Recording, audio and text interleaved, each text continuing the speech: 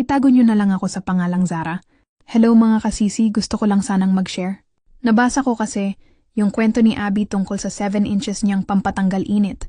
At habang binabasa ko, napangiti ako. Pero nalungkot din sa huli. Kasi same kami ng sitwasyon, pero iba ang naging reaksyon ng boyfriend ko. 1 year and 4 months na kaming magkarelasyon. Tulad ni Abby, hindi rin kami madalas magkita. Shift-based kasi trabaho niya. Minsan gabi, minsan pang umaga. Ako naman regular 8 to 5. Kaya pag hindi tugma ang schedule, tiis talaga.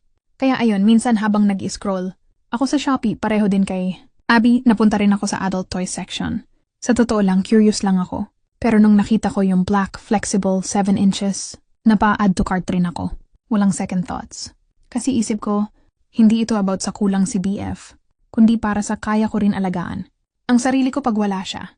Pagdating nung item, inilihim ko muna. Gamit lang pag solo nights. Pero one time, nakalimutan kong itago. Nakita niya habang naglilinis siya sa ilalim ng kama. Pero imbes na magalit, ngumiti lang siya.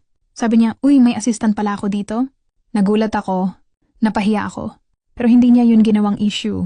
Tinabi niya yung item, niyakap ako, and sinabing, kung yan ang tumutulong sa'yo pag wala ako, hindi mas okay.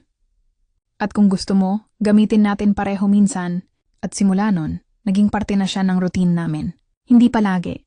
Pero kapag sabay naming gustong i-explore, ginagamit namin.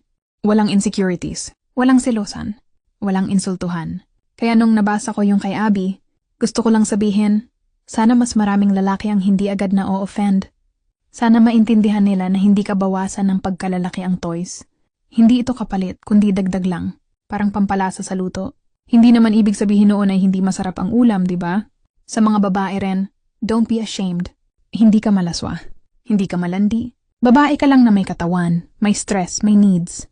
At kung may partner ka na kaya kang intindihin at samahan sa ganito, bonus na yon. Hindi lahat ng relasyon kailangang stiff. Minsan, kailangan din ng lambot. At minsan, kailangan lang ng open communication para hindi na lumamig ang kama at damdamin.